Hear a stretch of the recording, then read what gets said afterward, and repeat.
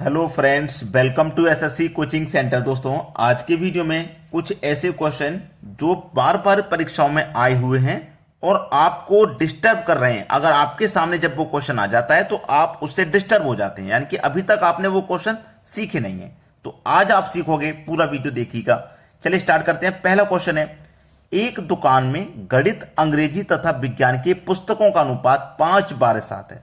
किस किस का? गणित, गणित यानी कि मैथ, उसके बाद में अंग्रेजी, अंग्रेजी मतलब इंग्लिश, उसके बाद में विज्ञान, विज्ञान मतलब साइंस। इनका जो अनुपात है वो है 5:12:7 के अनुपात में है दुकान में। दुकान में 140 विज्ञान की पुस्तक है। कितनी है विज्ञान की भाई? 140। किसकी है ये? विज्ञान की है। विज्ञान मतलब साइंस, तो साइंस अनुपात में कितना है? 7। तो इस साइंस के योग में साइंस के अनुपात से आप डिवाइड कर दोगे तो 7 दूनी का 14, 1 0, 20 बार में कट जाएगा। अब इस 20 का मल्टीप्लाई आप इसमें कर दो, 20 पंजे 100, 20 का कर दो 12 से 240, 20 का 7 से कर दो 140। तीनों से आपने जब मल्टीप्लाई कर दिया तो आपको मालूम हो गया कि गणित की पुस्तक कितनी है, इंग्लिश की पुस्तक कितनी है और साइंस की पुस्तक कितनी है, ये आपको मालूम हो गया। आपसे पूछा क्या है वो देखिए। आपसे पूछा है अंग्रेजी की पुस्तकों की संख्या कितनी है। अंग्रेजी मतलब इंग्लिश, तो ये आपने इंग्लिश की निकाल चुके हैं, यानी कि 240 है इंग्लिश की पुस्तक, 240। अब 240 आपके सी ऑप्शन में दिया गया है, ये बिल्कुल सही आंसर हो गया। अब इस तरीके का क्वेश्चन कोई भी आ जाए आप उसे चुटकियों में हल कर देना, ठीक है? बिल्कुल भी टाइम मत लगा देना। अब देखेंगे अगला प्रश्न। अगला प्रश्न है 3.5 सेंटीमीटर व्यास वाले की वृत्त की परिधि है। भाई कोई है हमारा 3.5 सेंटीमीटर व्यास का कोई वृत्त है, उसकी परिधि पूछ रहा है क्या है। चलिए मैं यहां पे एक फॉर्मूला लिखता हूं। वृत्त की परिधि पूछ रहा है ना, तो वृत्त की परिधि का फॉर्मूला है, वृत्त की परिधि बराबर क्या होता है आप अभी नोट कर लेना, ताकि आपसे जब एग्जाम में क्वेश्चन पूछा जाता है आप भूल जाते हो। तो वृत्त की परिधि बराबर होता है 2πr, ये होता है, ठीक है?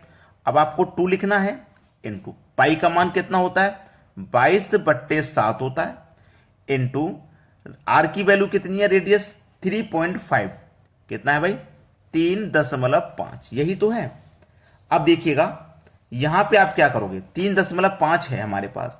अब एक चीज मैं आपको क्लियर करता हूं कि 3.5 सेंटीमीटर व्यास वाले वृत्त, ठीक है? ये क्या है? व्यास है ना, व्यास। चलिए मैं आपको समझाता हूं थोड़ा सा। ये कोई वृत्त मैंने बनाया, वृत्त में बिल्कुल बीच पॉइंट से यहां तक की जो दूरी होती है उसे कहते हैं हम त्रिज्या। त्रिज्या कहते हैं बिल्कुल बीच पॉइंट से। और जब इस पॉइंट से यहां तक की दूरी को, यानी कि यहां से लेकर यहां तक की दूरी को मिला देते हैं तो उसको कहा जाता है व्यास, ठीक है? व्यास कहा जाता है। मतलब ये हुआ कि त्रिज्या को आप किससे डिनोट करते हो? आर से डिनोट करते हो ना, स्मॉल आर, इससे आप डिनोट करते हो। और हमारे पास जो फॉर्मूले में है वो है स्मॉल आर, यानी कि एस की वैल्यू, यानी कि त्रिज्या की वैल्यू। और जो त्रिज्या होती है ना वो व्यास का आधा, यानी कि व्यास तो होता है पूरा और उसका आधा होता है हमारा त्रिज्या। तो हमारा त्रिज्या क्या हो जाएगा? व्यास का आधा, यानी कि इसे 2 से डिवाइड हमें कर देना, आधा हो जाएगा। अब कटा लो, बस सवाल यही खत्म हो जाएगा। 2 से ये 2 कट गया, 7 पंजे 35, यानी कि 0.5 बार में ये कट जाएगा। और 22 का 0.5 से मल्टीप्लाई कर देंगे तो 22 पंजे 100। कितना हो गया भाई? 22 का मल्टीप्लाई अगर मैं 5 से कर देता हूं तो 22 पंजे 110, और एक संख्या बाद 10 में लगेगा तो ये 11 हो गया। तो 11 हमारे किस ऑप्शन में है ये देख लीजिए, बी ऑप्शन में 11 मिल गया, ये बिल्कुल सही जवाब है। अब देखेंगे अगला क्वेश्चन। अगला क्वेश्चन है 8.2 सेंटीमीटर लंबी प्रत्येक भुजा वाले वर्ग की परिमाप क्या है? परिमाप, वर्ग की परिमाप। तो इसका भी फॉर्मूला मैं यहां पे लिखूंगा, आप अपनी नोटबुक में ये सारे फॉर्मूले नोट कर लिए ताकि आप जब भी प्रैक्टिस करें इन क्वेश्चन की तो आपको अच्छे से फॉर्मूला याद रहे। अगर याद नहीं है तो आप तुरंत निकाल के याद कर लो। तो वर्ग का परिमाप बराबर क्या होता है? 4a। कैसे? क्योंकि ये जो वर्ग होता है ना, इसकी चारों भुजाएं बराबर, अगर ये वाली भुजा a है तो ये भी a होगी, ये भी a होगी, और ये, तो ये 4a होता है, ठीक है? चलिए 4 इंटू a का मान कितना है? 8.2। तो 8.2 भुजा का मान है, a का मान। तो 4 का इस 8.2 से जब आप मल्टीप्लाई करेंगे तो क्या हो जाएगा? 4 दूने का 8, 4 अट्ठे 32। अब दशमलव एक संख्यावाद है तो एक संख्यावाद लग जाएगा, यानी कि आपका जो आंसर हो जाएगा वो हो जाएगा 32.8 सेंटीमीटर। ये क्या हुआ? आपके सवाल का बिल्कुल सही जवाब, जो कि हमारे सी ऑप्शन में मिल जाएगा, आसानी से मिल गया। चलिए अब देखेंगे अगला क्वेश्चन। अगला प्रश्न है आपका, 9 ट्राईसाइकिल में कितने पहिए होते हैं? ट्राईसाइकिल, कभी नाम सुना है ट्राईसाइकिल का? नहीं सुना। मैक्सिमम बच्चों ने नाम तो नहीं सुना, लेकिन एक अंदाजा लगा सकते हैं कि ट्राईसाइकिल क्या हो सकती है।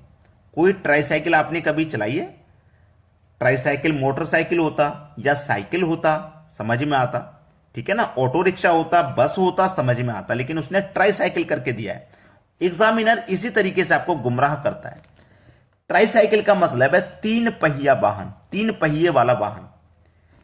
एक वाहन में 3 पहिए जिसमें होते हैं, जैसे ऑटो रिक्शा, वो होता है ट्राईसाइकिल। अब उसने बोला है 9 ट्राईसाइकिल। जब एक ट्राईसाइकिल में 3 पहिया, तो 9 ट्राईसाइकिल में कितने पहिया? 9 त्रिक का 27 पहिया। तो कितने पहिए होते हैं? 27 पहिए होते हैं। ये हो जाएगा आपके सवाल का बिल्कुल सही जवाब, बी ऑप्शन। क्लियर हुआ ना सभी को? अब देखते हैं अगला प्रश्न। अगला प्रश्न है आपका, 1.1/2 में कितने 1/2 हैं? ये सवाल बहुत अच्छा है। जैसे कि अगर मैं आपसे कह दूं अभी कि 6 में कितने 2 हैं, अगर मैं आपसे ये कह दूं कि 6 में कितने 2 हैं, तो इस दूसरे वाले 2 से 6 में डिवाइड कर दूंगा, 3 बार जाएगा। मतलब इस 6 में 2 कितने हो जाएंगे? 3। 1 2, दूसरा 2, तीसरा 2, मिलकर के कितना हो जाएगा भाई? 6 ही तो हो जाएगा। यानी कि दूसरी वाली संख्या से पहली संख्या में डिवाइड। तो बिल्कुल यहां भी ऐसा करेंगे, दूसरी संख्या से पहली में डिवाइड। तो चलो पहले मैं इसको सही से लिखता हूं। 2 1 कम 2, 2 में 1 जोड़ूंगा, 3/2। कितना हो जाएगा? 3/2। इसमें हम क्या करेंगे? दूसरी संख्या से डिवाइड, यानी कि 1/2 से हम इसमें डिवाइड करेंगे, बिल्कुल इसी के जैसे। आप देखो 3/2 डिवाइड को जब हम मल्टीप्लाई में चेंज करते हैं तो संख्या पलट जाती है, यानी कि 2 के बटे में ये 1 हो जाएगा। अब 2 से 2 कट गया, बचा के आपके पास 3। तो यहां पे भी आपका प्रश्न का जवाब 3 हो जाएगा। तो 1.1/2 में कितने 1/2 हैं? 3 हो जाएंगे। सी ऑप्शन प्रश्न का बिल्कुल सही जवाब। चलिए अब देखते हैं अगला सवाल। अगला प्रश्न है, 2 संख्याएं तीसरी संख्या से 20% और 50% अधिक हैं, तो उन दोनों संख्याओं में अनुपात होगा। देखिए, पहली संख्या, दूसरी संख्या और तीसरी संख्या, ठीक है। बोला क्या है प्रश्न की ओर ध्यान देंगे। 2 संख्याएं तीसरी संख्या से 20% और 50% अधिक है। अगर तीसरी संख्या हमारी 100 है तो पहली संख्या 20% अधिक है तो 120 हो जाएगी। दूसरी संख्या 50% अधिक है इससे, तो ये 150 हो जाएगी, ठीक है ना। नोट कर लिया। तो बोला है उन दोनों संख्याओं में अनुपात होगा। इन दोनों संख्याओं में क्या अनुपात होगा? हमारी ये जो दोनों संख्या है, तीसरी संख्या से 20% और 50% अधिक है, तो इन दोनों संख्याओं में क्या अनुपात होगा? ये 120 है, ये 150 है, क्या अनुपात रहेगा ये पूछा है। चलिए सबसे पहले मैं 0 से 0 कटा लूंगा। तो इसका मतलब अब ये 3 से कटेगा 4 बार में और 3 से कट जाएगा 5 बार में। तो इनमें जो अनुपात हो जाएगा वो हो जाएगा 4:5। ठीक है, बी ऑप्शन इस प्रश्न का बिल्कुल सही जवाब हो जाएगा भाई। अब देखते हैं अगला सवाल। अगला प्रश्न है 56m4 11 से पूर्णतः विभाजित होता है तो m का मान क्या है? m का मान भाई क्या है ये पूछा है। अब देखो क्या करना रहेगा। 56m4 को हमें 11 से विभाजित कर देना है। जब 11 से विभाजित हम करेंगे तो m के स्थान पे क्या आएगा, यानी कि इस m की जगह पे मैं कौन सी संख्या रखूं, कौन सी संख्या मैं ऐसी रखूं कि उसे रखने से मेरी पूरी पूरी कट जाए। 0 रखूंगा क्या? 0 तो रखूंगा नहीं, इसलिए पहले से मैंने उसे काट रखा है। ठीक है, 1 रखता हूं तो यहां 1 रखूंगा तो 1 हो जाएगा, मतलब 5 6 1 4 इस तरीके से। 11 से कटाऊंगा, 11 पंजे 55, 1 बटेगा 11, 11 एकम 11, 4 फिर भी बच जाएगा, तो ये भी सही नहीं हो सकता।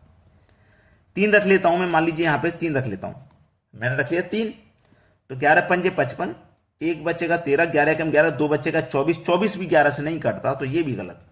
अब 5 रखना पड़ेगा, तो मैं क्या करूं, 5 6 m की जगह 5 रख लेता हूं, फिर 4 है आपका। 11 से देखो डिवाइड हो रहा है कि नहीं, कटाओ। 11 पंजे 55, 1 बचेगा 15, 11 एकम 11, 4 बचेगा 44 हो जाएगा, 11 चौके 44, 514 बार में कट गया पूरा। 5 रखने से। तो डी ऑप्शन हमारे क्वेश्चन का बिल्कुल सही जवाब हो जाएगा। अगर आपने अभी तक लाइक नहीं किया तो लाइक कर दीजिए और शेयर नहीं किया तो शेयर कर दीजिए। इतना काम जरूर कर दीजिएगा। ठीक है दोस्तों, धन्यवाद।